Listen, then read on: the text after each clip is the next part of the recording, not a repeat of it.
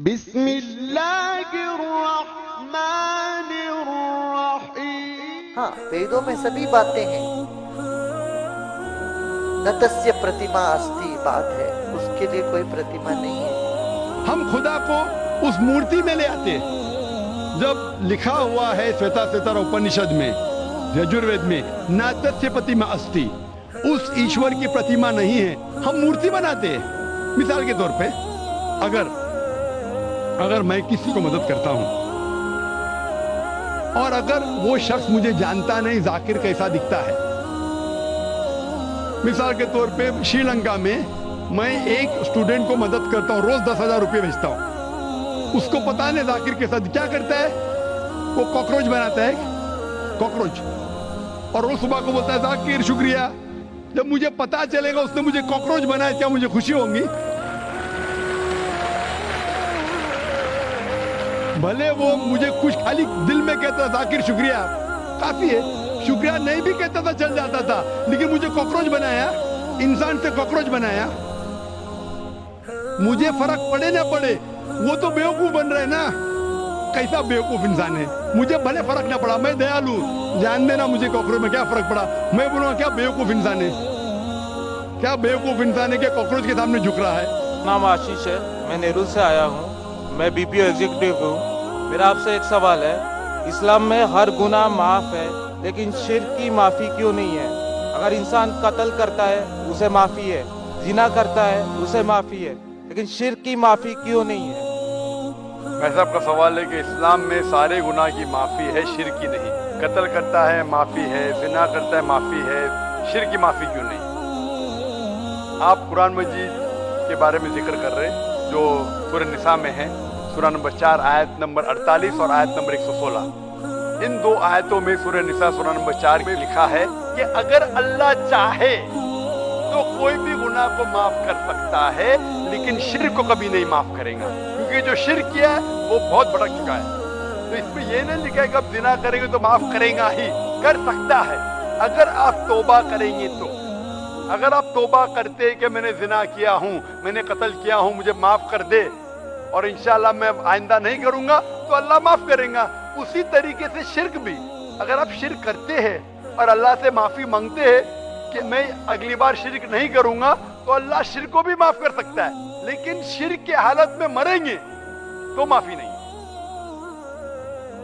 आप मुशरिक जैसा मरेंगे, शिर्क करते हुए मरेंगे तो माफी नहीं।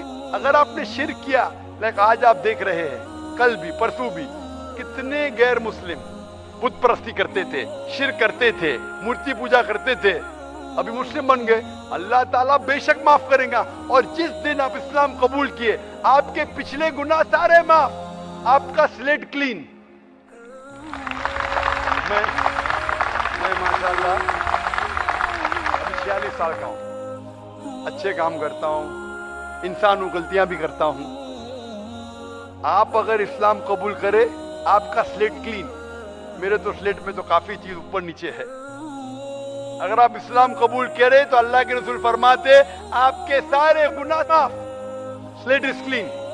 तो आप एक साफ सुथरे मुसलमान बनते, इसके बाद हिसाब किताब शुरू होगा। तो मैं पूछना चाहता हूं, आप मूर्ति पूजा में मानते भाई साहब? जी मानते हैं। क्यों, आपको लगता नहीं गलत है? आप क्या हिंदू है? जी। आपके मजहबी किताब में लिखा है, छंदों के उपनिषद में चैप्टर नंबर 6 अध्याय नंबर 2 श्लोक नंबर 1, एकम अद्वितीयम, खुदा एक है, उसके अलावा कोई नहीं है। लिखा है श्वेताश्वेतर उपनिषद में अध्याय नंबर 6 मंत्र नंबर 9, नाचस्य कस्य जनिता न चदीपा, उस ईश्वर, उस भगवान का कोई रब नहीं, उसके कोई वालदेन नहीं। लिखा है श्वेताश्वेतर उपनिषद में चैप्टर नंबर 4 मंत्र नंबर 19 में, न तस्य प्रतिमा अस्ति, उस ईश्वर, उस भगवान की कोई प्रतिमा नहीं, कोई अक्ष नहीं, कोई पिक्चर नहीं, कोई पेंटिंग नहीं, कोई फोटोग्राफ नहीं, कोई मूर्ति नहीं, कोई बुत नहीं।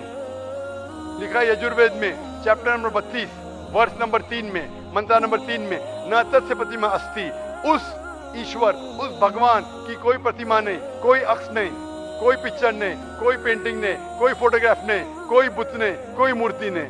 तो साफ तौर पे कई जगह आप हिंदू की मजहबी किताब में लिखा है कि मूर्ति पूजा गलत है, तो क्यों आप मूर्ति पूजा करते हैं? भाई साहब, जी इस बारे में मुझे सही तालीम नहीं है, मुझे थोड़ा वक्त चाहिए। मैं इतने हवाले दे रहा हूँ कि आपको लगता है कि मैं फेंकते जा रहा हूँ। हवाले के हवाले दे रहा हूँ, आप नोट कीजिए।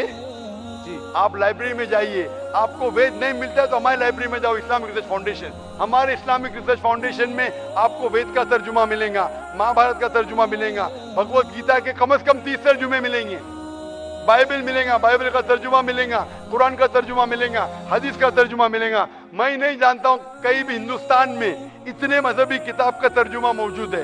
इस्लामिक रिसर्च फाउंडेशन में फ्री लाइब्रेरी, एयर कंडीशन में बैठो, फ्री पढ़ो।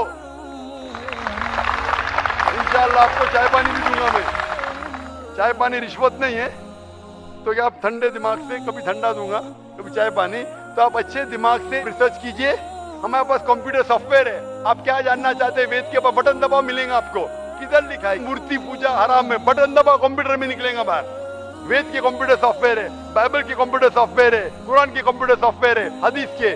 तो मैं आपसे दरखास्त करता हूं कि आप रिसर्च कीजिए कि खुदा एक है, रिसर्च कीजिए कि मूर्ति पूजा गलत है, रिसर्च कीजिए कि आखिरी पैगंबर मोहम्मद सल्लल्लाहु अलैहि वसल्लम है। और मैं दुआ करता हूं कि आपको हक जल्दी मिलेंगे ताकि आप इस दुनिया और आखिरत में सफलता पाए।